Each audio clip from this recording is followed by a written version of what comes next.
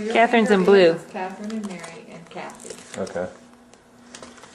Aunt Kathy is the one in blue, I mean? Yes. Okay, so you're married in 66, and then what year was Andrea born? 68. So a couple of years after you were married. Every 2 years we had a kid. Uh-huh. Except for Stephen. Anything interesting happening in your life before Andrew was born? You're just trying to get through school? Daddy worked for a man named Con Olds, and we called him a con man by the time Daddy quit, because he quit paying Daddy. And he had to tear down buildings and do salvage. Electrical wiring?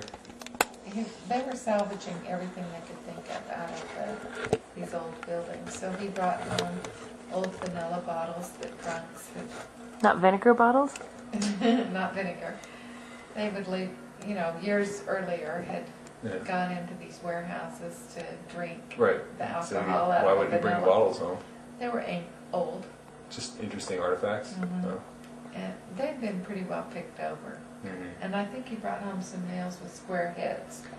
When did you have that experience of digging a hole in the field at BYU? Was that before you were married? No, that was after we were, during the second summer, I guess, After you were married? It You're was trying the to get- summer we were pregnant with Andrea, and he was working for Bouchard Electric. summer of 1968. That was part of your electric job? Yeah. He dug some holes in the field just west of the Smith Field house and put up these really tall lights. And in the last year or two, I think they've torn them all out and put in a new building. I think that's where they built the football players' indoor facility. Okay. But they stood there the whole time you guys went to BYU. There were pillars, Yeah. monument to your ward. Mm-hmm. And sounds like you did some different odd jobs, just trying to earn money while you were going through school. I took a job wherever I could to get money to make it through school. That's right. Didn't you clean floors in one of the... During the school year, but one of the jobs I had was working for BYU doing janitorial work at the Smithfield. Richards building and the Smithfield house, Physical education buildings. cleaning out the women's locker rooms. That was a lot of fun. How much were you paid an hour? $1.14 an hour. How do you How many remember that? chairs could you carry at a time? I think, let's see. We once had a competition when we were taking down setups and putting up setups in the Smithfield house for folding metal chairs to see who could carry the most in one carry, and I think I did 21 or something like that. Just like that. You almost killed yourself. Put your arms Oh, through you the- threaded them on your Uh-huh. arms? Right. 21, wow. Metal folding chairs? Must have been 22 because you save on each arm. Right? So you were in better shape then than you are now? Yes. Was that a prime? This Then, warehouse Mom was talking about where I found artifacts and things to bring home was the old ZCMI warehouse that no longer exists, of course, because we tore it down. It was located just south of Provo, very close to the railroad tracks along University Avenue. And it had been built in the 19th century also. And so when we finally, during the stages of tearing it down, when we finally got to where we were taking up the floorboards and the lower level is where we were finding all this old stuff, the old bottles and nails and stuff like that was really pretty old. really old stuff. And falling down. Throwing all that junk in there as they were building it, left it there. But you've lost that stuff since? I don't know. I didn't value it at the time, so we don't have it. One of the artifacts that came out of an old house that we tore down we're still using, and that's a pancake turner. Yeah, the favorite pancake. The metal turner. pancake turner. Isn't there like a flower design on it? Mm-hmm. You had those colorful bottles though all growing up. Those weren't antiques, though. I They just were bought just them. decoration. I thought some of them, I remember growing up, you telling me some of them were those vanilla bottles. I don't think so. Were they clear, the ones that Father found? I don't I remember. don't know. Okay, I'm running. Too long But he would come home filthy, black, dirty, just disgusting. from that work. And that was kind of funny when Alicia wrote this month that Right. James comes home so dirty. She had my sympathy. 2 Q-tips per ear. We didn't have Q-tips then. But I would put Andrea in the bathtub with him sometimes. Get her filthy? No, she wanted to get in the water. Right. Were you doing dirty work then, Bill? I think I was working for Bouchard by then. Yeah, it's dirty but not quite. So all of this dirty, hard work, did it lead you to want to go work for the FBI? Or what led you to want to work for the FBI? Well, doing hard labor like that and being exposed to outdoor elements and all of those things encourages one to actually find an occupation where it's easier, right? Where you're using your mind more than your strength. Right. So Is that what you You wanted? don't suffer so much. You consciously made that choice, thinking, I don't want to Well, work I hard grew and up stuff? with hay leaves down my neck. But it sounds like James still wants that, so that's why I'm kind of asking. His life as a farmer is nothing. it's not the same kind of farming, yeah. More modern equipment. Daddy had graduated from BYU and was thinking about graduate school, and the draft board started thinking about him. And he learned that if he would pursue his graduate degree and work as a teaching assistant, he could get a deferment because he would be in a valuable position as a teacher. Had you had Andrea at that time? I was pregnant with her. Okay. My local school board had decided that in their view, in their part of the world, the teachers were an essential Right. occupation, and so they were granting deferments to young men who were teachers. And so I did not stretch the truth. I told them exactly what I was doing, that I was actually in graduate school, but I was studying to be a teacher, and at that point in my life I actually was thinking that that's probably what my future would be, studying Spanish. And I actually had lined up a job teaching Spanish at BYU as a teaching assistant, and so I explained all that to the draft board in a letter, and they wrote back and said, "Why don't you go ahead with your plans?" I didn't say you're deferred, but they just Go ahead with the plans. and let me know that probably nothing would happen. Yeah. Did you have friends though that went to the war? I knew people that were drafted or who joined up, and Did they come back? yeah. That, So the I war can't did. think of anybody in particular that just, Right. Did the war have much impact on your life?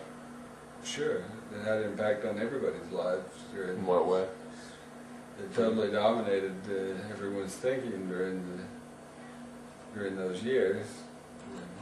But there weren't a lot of protests around BYU, were there? BYU, there were there were no student protests at BYU in the same sense that occurred at other universities around the country. But there were some talk. Well, sure. Right. Right. Everyone had their opinions, and people were allowed to talk about what they thought and voice their opinions, but just because of the nature of life on BYU campus, there weren't any organized student protests where they burned fires or destroyed property. Well, and you guys were starting your family, so you mainly weren't even thinking about those kinds of events, or were you? At that point, we were starting a family, and we were thinking that for the sake of our family, it would be better if I probably were not In a war. in a war. Right. He might not have gotten his graduate degree without Right. So it's sort of that incentive. gave him the incentive to do that. At what point did you decide to try to work for the FBI?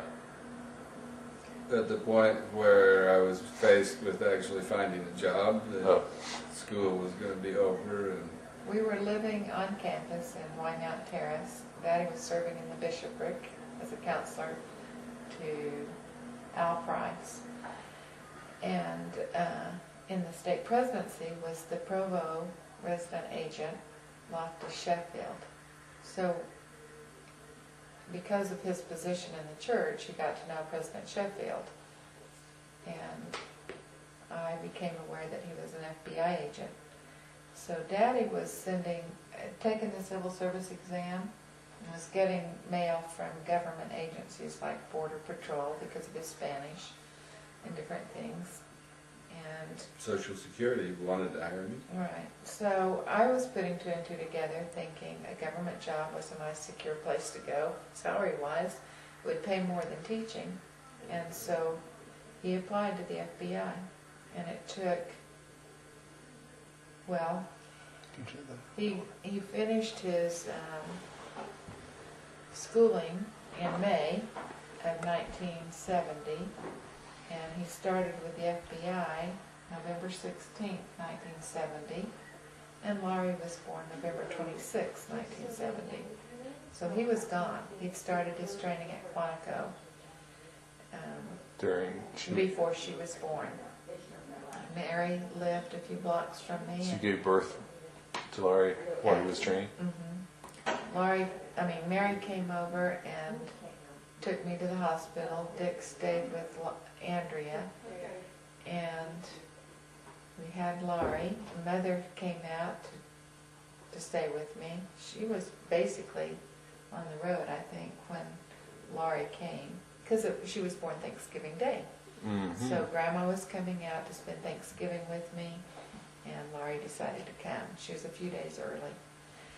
And Oh, that's right. We joke about Laurie being early and everybody else Right. being late. 2 weeks later, Grandma and I loaded up everything we could in a little Volkswagen van. I don't know what year model it was, 68? It wasn't a van. They commonly called those the VW Squareback sedan. It was a 66 model or something, I think. Do they look like hatchbacks? They don't look like anything that's available now. But we moved to Ponca City, Andrea, Laurie, and me. And Grandma drove us.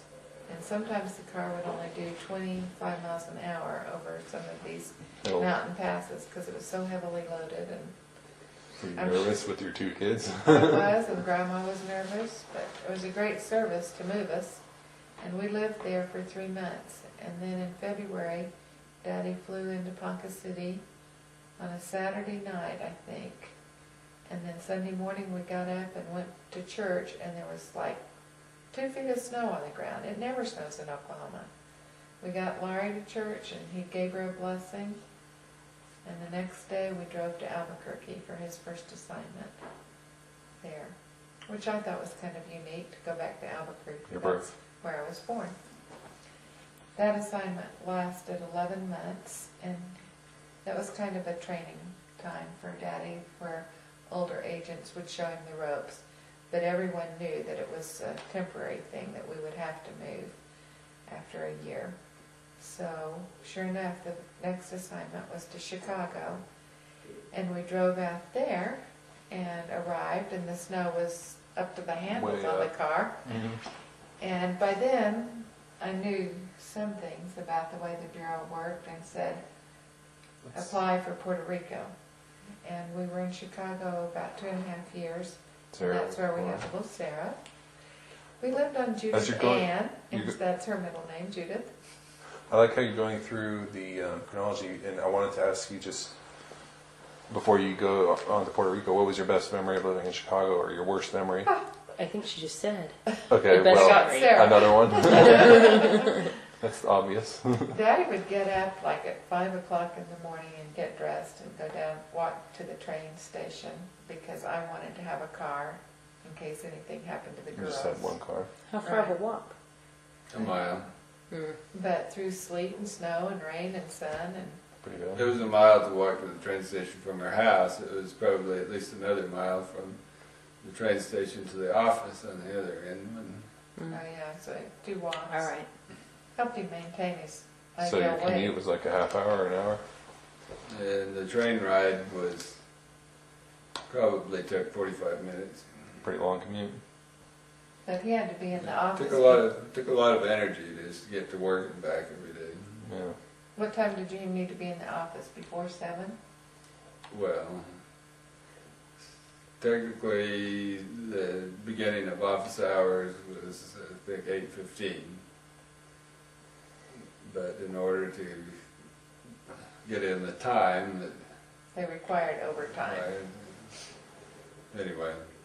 So his days So you- were like from 7 or 6 to 6. But were you still training or doing more? Were you doing field work? It's hard to explain perfectly unless you live through it, because even in Albuquerque it wasn't really training.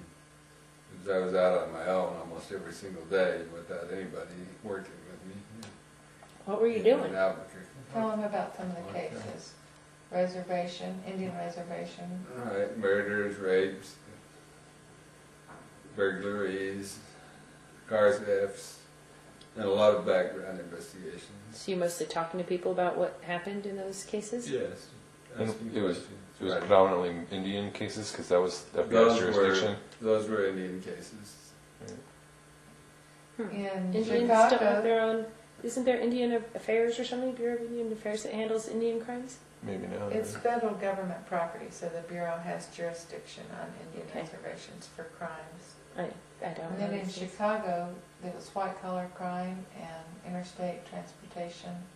When I first got to Chicago, the squad I was first assigned to handled thefts from interstate shipments and major burglaries and interstate transportation of stolen properties. So the assumption was that during a major burglary, like if somebody broke into a business that supplied precious metals to dentists and jewelers and stuff like that, that even though it wasn't immediately known to be a violation of federal law, just because it's a burglary, since it was a major burglary and major value involved, that it would probably end up being transported to other places. So we tried to keep ahead of the ball just a little bit by...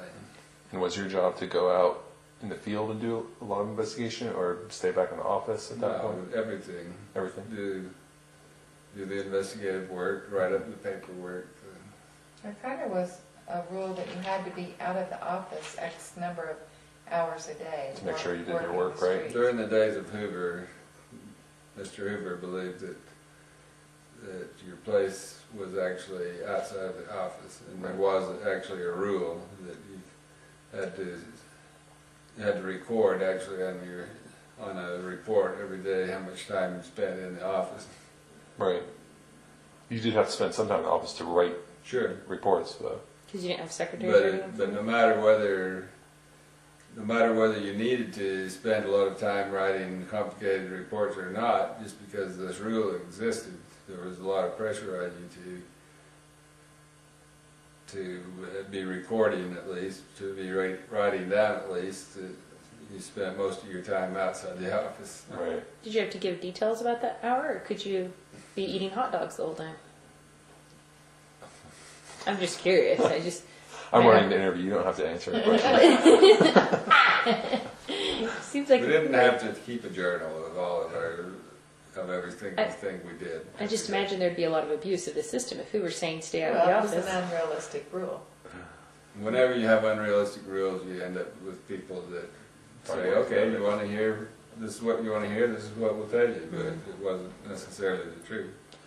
Now, you were going to go on now, I guess, and talk about how you wanted to move to Puerto Rico because you knew that the FBI might give you a more favorable choice as to where you wanted to live. You didn't like Chicago very much because of why? The cold, strangers. It seemed Right. far, yeah.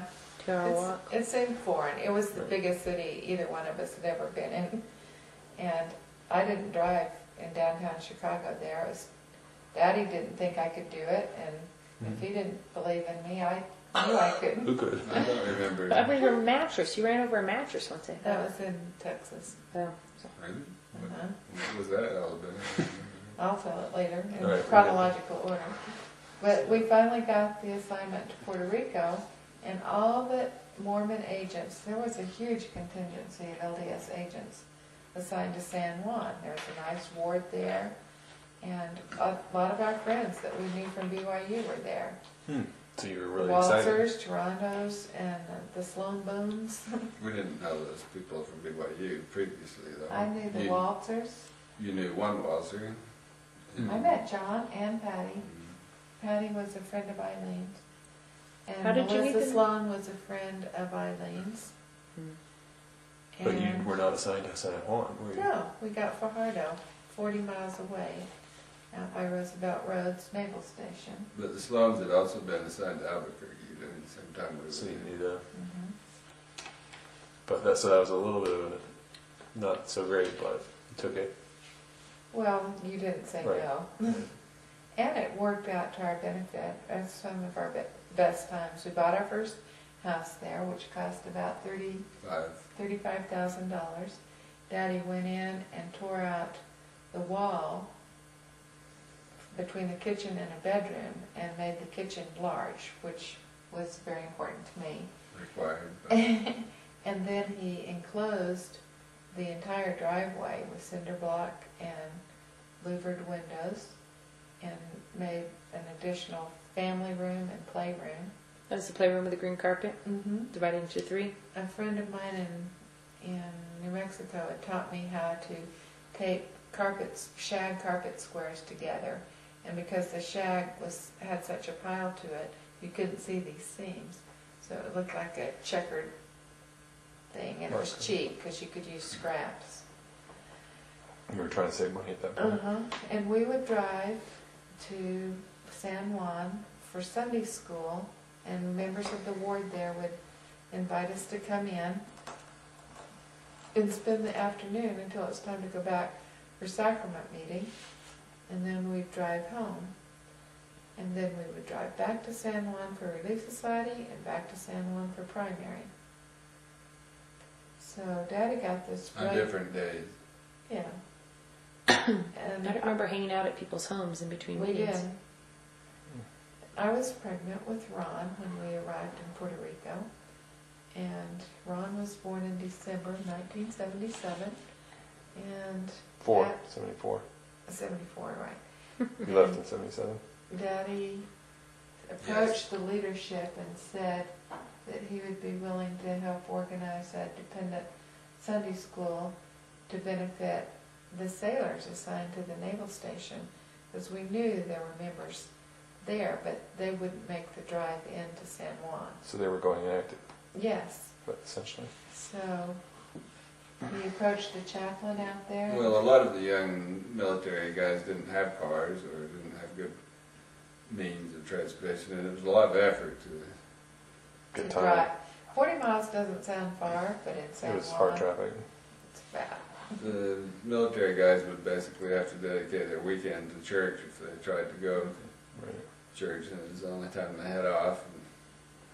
And the young single ones just wouldn't make the effort. A lot of them wouldn't because it's too. So were much. you able to get them to go to church with you? We located a sufficient number to get permission to organize a. Dependent Sunday school. Well, we called it a priesthood group to begin with. Right. So we had a priesthood group and a Sunday school. But you were running a lot of the functions of the meeting. Why weren't they helping? Well, they were. I mean, gradually. Okay. You have to start at some Right. point. But most of the people that we found that were members did not have much experience with church. They didn't know how to do things. They were a little bit new members. Right, or they were young, you know. Right. Or they'd been marginally active during their lives. Okay. So it was hard to say, okay, Just take over this right, function. Yeah. immediately, and you had to go step by step. And so in the very beginning, our family did almost everything during the first couple of meetings that we held. And Mom did most of the stuff related to the women's activities, and I did most of the priesthood function. And Then we would still drive into San Juan for sacrament meeting. We just weren't imposing on ward members. Right. We had a lot of fun there. We would clean the house every Saturday morning and then spend Saturday afternoon at the beach.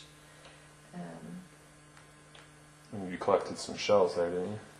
Some shells at the beach. Right, we have seashells. Did Dad go Daddy diving did for some shells? diving, One of the members that we rounded up at the Navy, in the Navy, owned a boat, and so a couple of times he invited some of us to go out with him into different areas and anchor the boat and then dive down.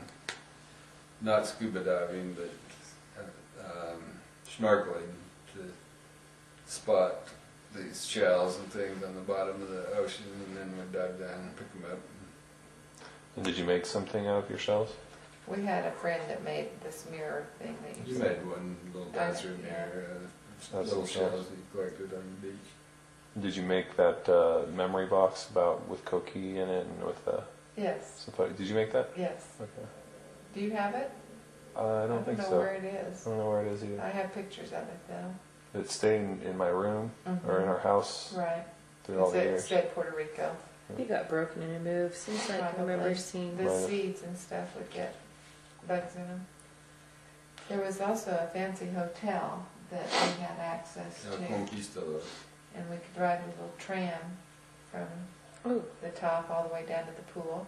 That's where we taught you to swim, by letting you sit on the side of the pool and just fall in. Someone taught us that children will automatically, like that, get enough air in their lungs that they can get in the water and not, they're not Drown. gonna breathe the water in. Right. And And so I paddled Mhm. to stay up as a because 2-year-old, it's instinctive, even as one, as a 1-year-old. or younger. So you tried it out on me. Yeah, you did well. You looked great. Yeah. There's something human nature-ish about Right. just paddling. Save your life. But the whole time we were there, we were dreaming about where we would get assigned next, because Right. we knew it was a temporary thing. We put in our time, and Well, I know Dad liked his work. He got to shoot some rats, right? I got to shoot a couple of rats out in the bathroom. in the bathroom. That was part of your job or part of your dereliction of your duty. Keep the bathroom rat free. Sure. So, now, what happened with the rat? I forgot. You had a gun that you wanted to do some target practice with? No, I just stored all the guns I had, the extra guns. I stored them at the office in a safe, and so that's where they were. And one of them was a 22. At least one of them was a 22. And the bathroom facility that we used at the office was a smaller building, separate from the building where the office actually was located. it was an And- outhouse. No, it was It's a originally, cinder block it was building. originally built as like a shower facility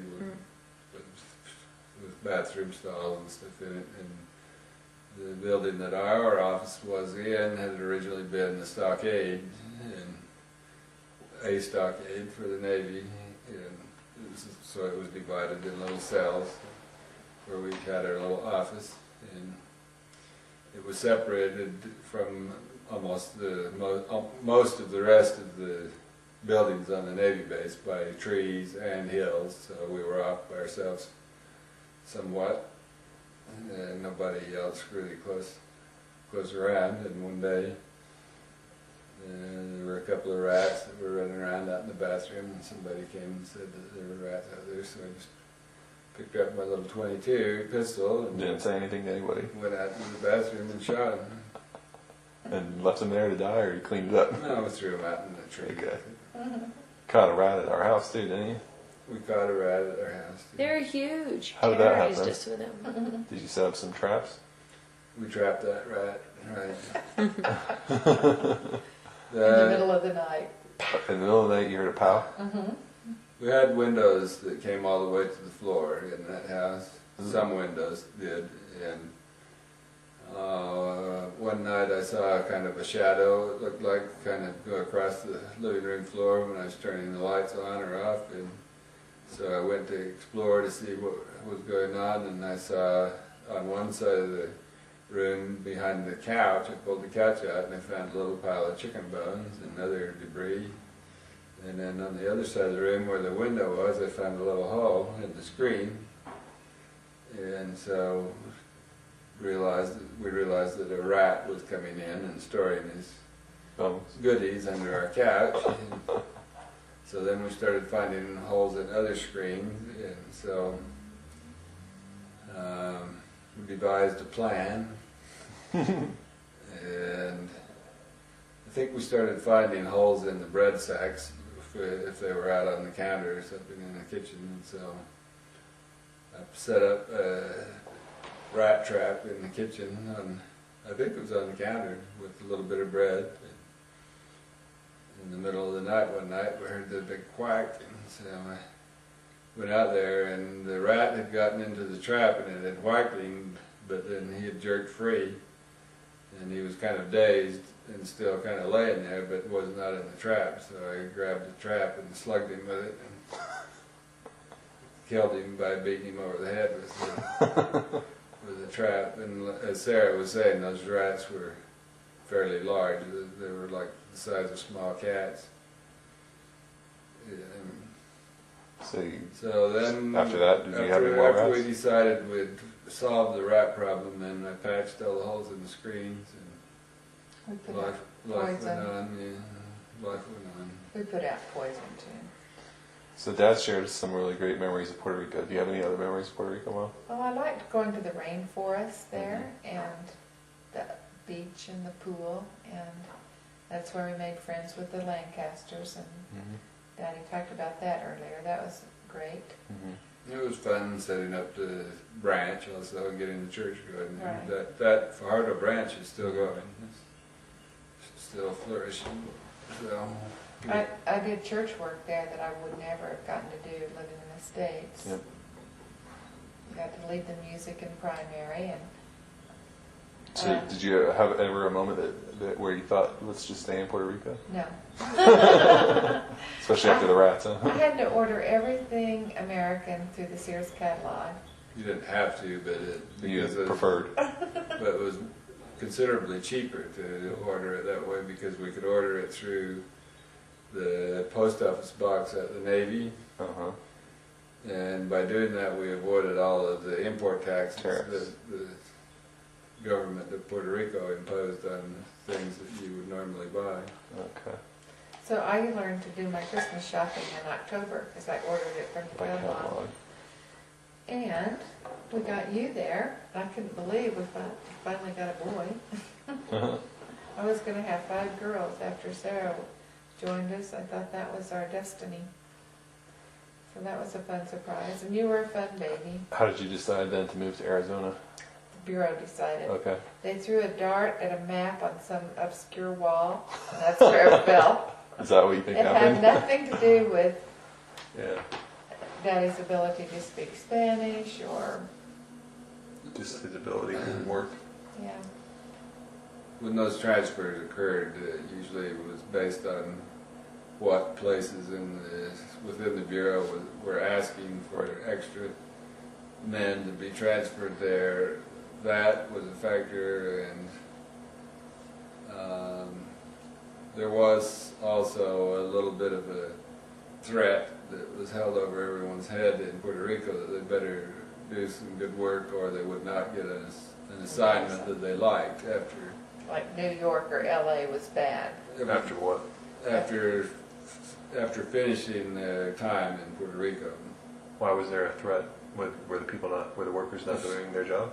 There were a lot of people that didn't want to work very hard that went there. They And felt it was a place. vacation place. Well, it's a hard place to work. The work wasn't easy to do. And So they were demoralized a little? somewhat, and a lot of them had transferred there trying to get away from some other place, so they weren't really interested in working there because they enjoyed the work there. They Right. were just trying to get away from someplace else. But anyway, But Tucson, Arizona, not too bad, right? that meant that I was viewed as a fairly decent employee. Otherwise, I would have been in New York City or Miami or Another Chicago type place. right? We probably would have stayed in Tucson, except, Well, before you move on I to, will wait for you. yeah, I'll ask you why you moved from Tucson. But Were you pregnant with Steven when you moved to Tucson? Yes, Okay, so that followed a pattern. yeah. You were pregnant while you moved, then you had a Yes. boy? No, if I was pregnant, we moved. Oh, you were pregnant. In Tucson, I guess we lived there a couple of years. Steven was born there.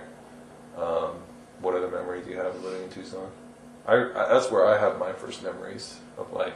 Daddy built that excellent playhouse in the backyard in Tucson. A log With cabin? It wasn't, that was in Houston. Texas, all right. He built a tall tree house. It had a It's swing. in a tree house. Just a house? Yeah, but it was near some kind of native tree. Hmm. He hung a deer up there, or an elk, or some animal, and butchered it. Mm-hmm. Do you remember that? I remember in California having dead deer in our driveway. No. Is it Arizona? Uh-huh. Okay. That was Um, California. I went, when we left Puerto Went Rico. Deer hunting in Arizona? Yeah. I didn't know there were deer there. Lots of them. Huh, okay. When we got the transfer out of Puerto Rico, I flew to Texas with the kids, and Elvis died that summer. August 1977. That's your That had a memory. that had a great impact on our life. A great impact. What did you even Remember that? notice on it? Elvis is important. That was Yeah. big in the news, you're right. It was, and Yeah. I was in Texas when it happened. But Daddy went ahead and found the house for us and got it bought and received our shipment Mm-hmm. and set up housekeeping so I just could walk into the house and everything was grand. And it was a great home. It was on Roller Coaster Road, and the kids could walk to school. Was there a large distance between our house and the neighbors' houses? Yes, I seem to remember. and I loved having Stephen there. That was my best pregnancy, best delivery, best doctors. So things were looking better. But we felt like we outgrew the house after Stephen was born and started looking around for property to build. And I remember the lots were going to cost $20,000, and I thought that was too much money. And Daddy said, well, President Kimball had been counseling members of the church that if they wanted to take the gospel into foreign countries like China, that they needed to prepare themselves to teach. And Daddy said, why don't I go to language school? The Bureau will send me, and we get a new house and another move. And so we decided to buy into that. Marshall's here. All right. Come in, Marshall. And took the kids out of school in the middle of the school year. They were just in elementary school, so that was no big No deal. big deal. And I think Andrea was in 5th or 6th grade, and the school she went into in California was not as advanced as what she was already knew. So she acted as a student mentor to kids and taught them math. Sarah was in 2nd grade. She had a negative experience there because her teacher was strange. Hmm. And you started kindergarten there in Monterey. I've moved us to Right, language right. school. Right, Monterey. Monterey. Well, we lived in, Seaside? No, not Seaside. we attended the Seaside Wood, which was near a Marine base. Army base or Marine? Army. Fort Ord. Okay, what was the name of our town though? Where were you? Marshall, where were you born? Okay. Where did we live though? You didn't live in Monterey, I remember where you lived. We'll think Yeah, of how it would Marshall later. know? He was a baby. I know, but maybe he's seen it. He was very smart to plan his birthday on January 6th. Why was that Followed a smart? good pattern. Oh, this pattern. of The six. pattern of the sixes, like you said. We induced Stephen, so he didn't have a choice. He might have been born on your birthday if we'd let him wait. And in, I was gonna say, in, California, yeah, you're in California now. Daddy was attending the Defense Language Institute. Oh, I remember in California going to a some babysitter's house, kind of after school, I guess. Do you remember that? Well, the very first time I remember taking you to a babysitter was in Tucson, and it was near the grade school. Okay. But Toby Sanders and I used to trade babysitting. So I would think that might be it. I don't remember hiring a babysitter for my kids very much. Okay. California is where I had a bad experience with you because Daddy got transferred to Houston after he put in his year at learning Chinese. Just 1 year in California? 1 year.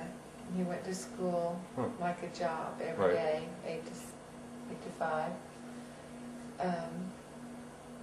But he had to go on to Houston, and we needed to sell the house that we'd bought there. Right.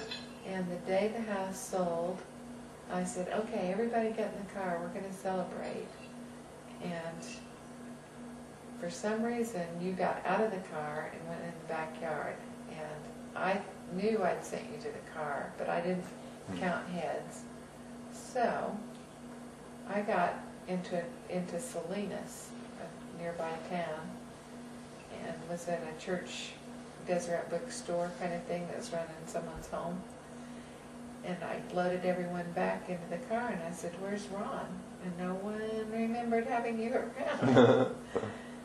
So we rushed home, and you had crept into the playroom and were watching TV or something. You were safe. I think I remember that a little bit, yeah. Oh, that was bad. That was a bad thing to do. I was Sorry. a bad mother. But I was, I a was a sneaky single kid. mother with 6 kids, and somebody's got to go. Right. Unfortunately, it happened again with Stephen. Oh, because Dad was in Houston already? He'd already gone. So when we finally got to move to Houston, Daddy was looking for our house, but we couldn't move in yet. So we went to live with Grandma for a little while because we were going to be living so close to her. We thought nothing of running over to visit. And that's where Marshall learned to talk dog talk. Marshall was born in California. Mm-hmm. I was not pregnant with him, though, until after we got to California. So, We were living in Houston. what was Dad's job in Houston now that he knew Chinese? The Chinese had opened a consulate Okay. in Houston. My assignment was counterintelligence. Okay. So that was a big change in what the work you were doing? Or Right. similar? Okay. And was it during your work in Houston that you got to catch the car thieves who were going across the border to New Mexico? No, that was in Albuquerque. Oh, that was in Albuquerque, okay. I remember you told me that you had to chase some people down in the field once. Right. That was during my first year in Albuquerque. Was that a typical day of work or atypical? That doesn't happen every day. But It's kind of exciting. You did a stakeout in Chicago once, too, didn't you? lots of them. Yeah. Very common thing to do in Chicago was to sit on surveillance. Did you ever have to use your weapons on people? I never shot at anybody. Okay. Just used your strength to apprehend people. And how did before we continue on with where all we live, how did you, Mom, deal with just the fear of having your husband out there with criminals? I thought of Daddy's job as an office job. I never Right. thought about him dealing with hardened criminals or anything like that. What is that? Why don't you turn it off for a second? Grandma wants to come out. Okay. All right. There. You got 17 minutes. Make them count. Okay. So, Mom. So you were asking me how I dealt with the danger. Right. How did you deal with the fears? Because I think a lot of I had women. no fear. Okay. This is your mother. The church was always a strong part of my life socially. That's helped me deal with all the moves. Right. Because it gave me an instant circle of friends and friends for my kids. And I never worried about his work, ever. There was nothing to worry about. Did you ever encourage him, though, to try to get less dangerous work? Nope. I was proud of him being an agent. I thought it was cool. Did you try to get less dangerous work, or did you try to maneuver yourself into positions where you could get different types of work? Dad? The issue of being dangerous or not was never a factor. maneuvering I did usually was related to whether or not my wife was happy with the location where we were living. So every 2 years, something bad happened. And there were certain things that appealed to me more than others. I enjoyed working with foreign languages, so that was a factor. Did you get to use foreign languages in Houston? Yes. Okay. What? Chinese. Right, Chinese. And just on the topic of Houston, that's where Risa was born. And I wanted to. There's a question for later. What memory do you have of living in Houston besides the cockroaches? I have a fond memory of cockroach crawling up Mom's nightgown or robe Fortunately, I do not. and seeing you freak out. John Price was our bishop there, and we'd known him in Ponca City when I was a newlywed. That was kind of unique. And then he called me to be Relief Society president, and Daddy was his counselor in the bishopric there. We lived really close to Williamson Settlements, and we got to travel there a lot. What kind of you said you started doing leather work in Arizona? No, the first time I tried making anything actually was in Albuquerque. You made holsters and belts. Yes, started out doing that. And in Houston, you built a log cabin, right, in the backyard. In Houston, our backyard was full of small pine trees, too many. Mom didn't like that, so I cut a bunch of them down.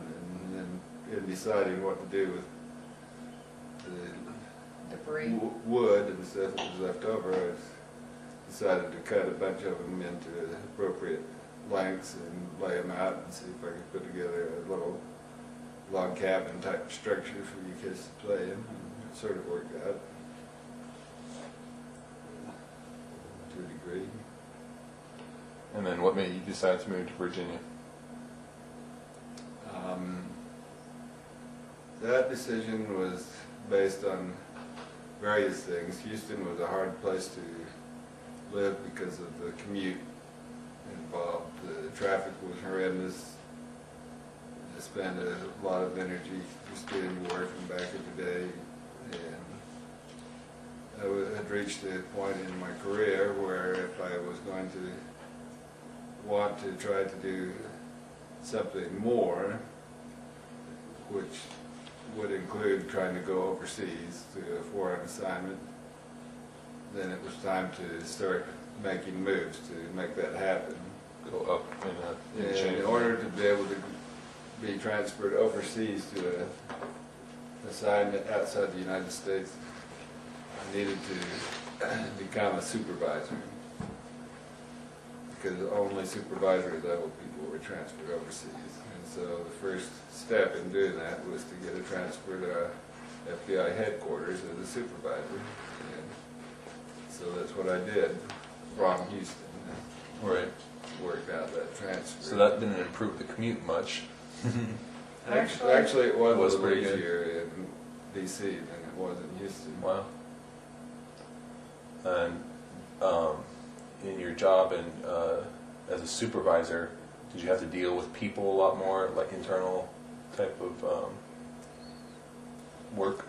Actually, I did not have to supervise very many people. Oh, okay. As a supervisor, I was more of a supervisor of work, Okay. and the work was scattered all over the United States. So I would look over cases and work that was being done in different field offices that was related to the exact kind of work that I was a supervisor over. In the beginning, it was KGB, Soviet spy cases. So counterintelligence. Counterintelligence. And Is that where you met the spy who recently came out to light, the right, Robert Hansen. Robert Hansen? You met him. You didn't know him too well though. No, not very well. We were not big buds, Right. but I did meet him during that period of time. What was your impression of him then? He was odd. He was an odd duck. I didn't really know what to think of him. Were you still wearing cowboy boots to work at that time? Not much. Okay. Well, I ask questions like that. I get made fun of. Yeah, you know, yeah. Well, we can erase that question. And then I also transferred over to another section at headquarters to supervise Chinese cases. Okay. Well, I was at headquarters. And so then I remember getting a phone call. I think Sarah and I were home, and somebody called to say that do you remember the call that said we were going to Mexico? I'm sorry. Do you remember that, Mom? Why, Father wasn't Daddy home? called and said we were going. Somebody called, and I didn't get the phone, but I remember hearing somebody get the phone. I thought it was Sarah. And they told, I think they said, we're either going to Mexico or some other place. Anyway, that's pretty exciting news. I was working on a transfer to Bogota at the time also. Oh, Bogota. But it was it Father that called and told us, or was it someone? It would be Daddy. I think it must have been Dad, yeah. And that's where we had Alicia too, by the way. And that's where we had Alicia. What other memories do you have of Virginia? Big trees in the backyard. I remember Walked through Dad the 2 elementary schools. Daddy built a tree house. The dog that scared Ron. built. Taffy. And Marshall. Oh, right, it was Marshall that got terrorized. He Ron got was stuck the in the defender. backyard. I defended. I remember going out there with a tree stump to rescue my little brother. And we lived on Rolling Road. Right.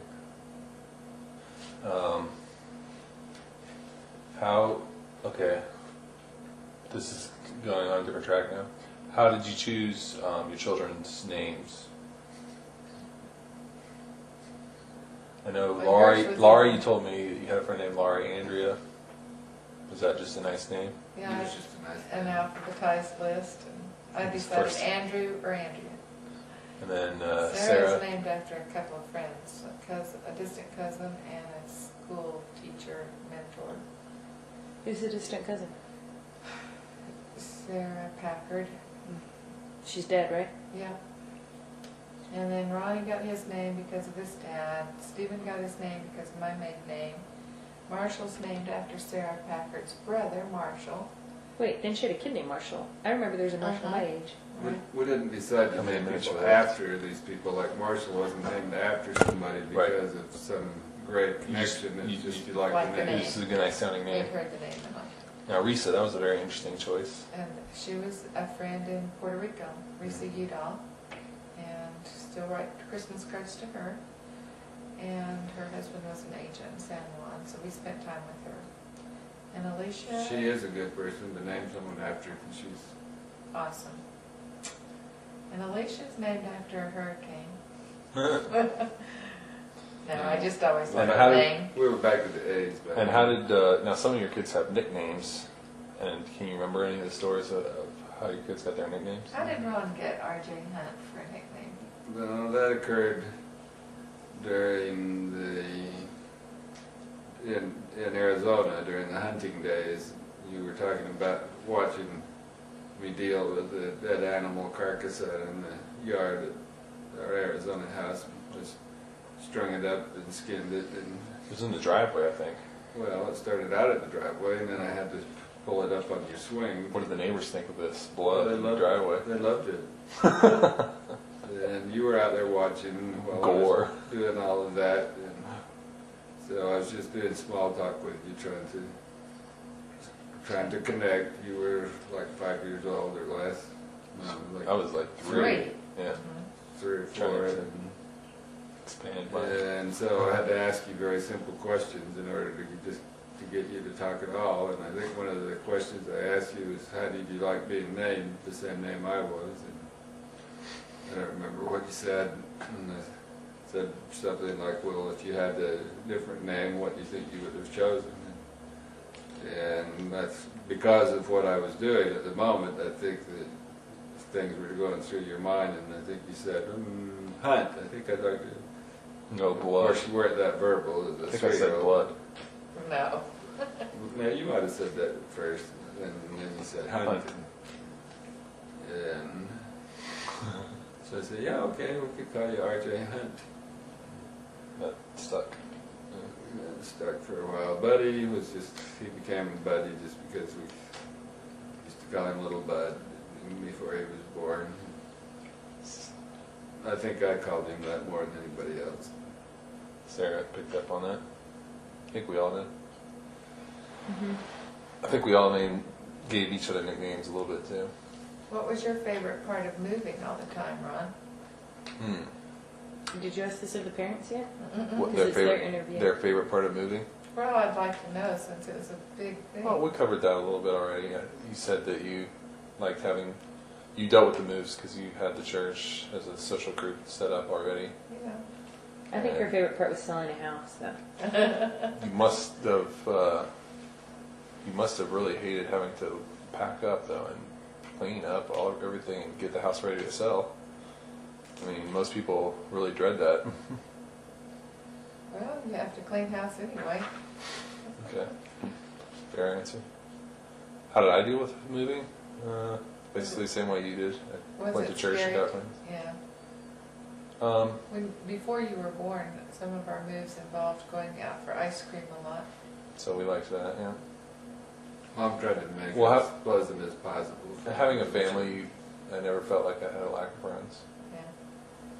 So. I liked it for that reason too, because when you're raising teenagers, if they get in with the wrong crowd of kids, we have the option of breaking it up. Every 2 years move. Fresh start. Maybe this is worth asking too, because I vaguely remember praying about new kids before they were Right. born, and I also remember discussing, should we have more? What Right. kinds of things did you guys discuss as you were planning a family? How far did you plan? Or did you just go? We kept having kids until the house wouldn't hold anymore, and, then, and that was it.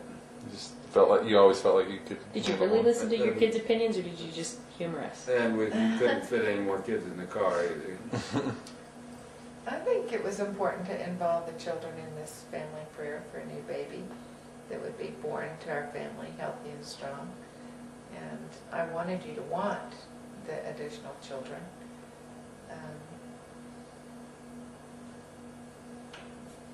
Physiologically, I decided 39 was a nice age to stop, because then I'd be 60 when the last one was raised, and so it worked out. But early on, you never planned or picked it. We talked jokingly about having maybe 5 kids, but when we got to 5, we wanted 6, so it was hard to decide to stop, but it was also, There was no good reason to stop after we had 5.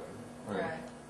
We could see we had the means and the ability to raise good kids. Now we kind of went through a list of the places we lived, and I didn't ask you any memories you had of Mexico or of living in Virginia the second time or in the Philippines, but I guess I have pretty good memories of those times. So if you want, you can add to that, or one thing I wanted to do before the end of the tape, how many minutes are left? 8? Is just have you tell us briefly 3 minutes? That's what it says. How much you love everybody in the end. Well, some people would think that having such a crowd of kids that you wouldn't be unique in our hearts, but you are. So it isn't like you have a finite amount of love to give. It's been a lot of joy in our lives to raise kids. After we had 5 children, for example, which is the number we had talked about, the last one had been such a gem that we decided we had to have more. I think we grew a lot from going through it with you guys. I You think- were good to us. I think we realized at some point that's what one of the major purposes of our life on earth also was to raise a family and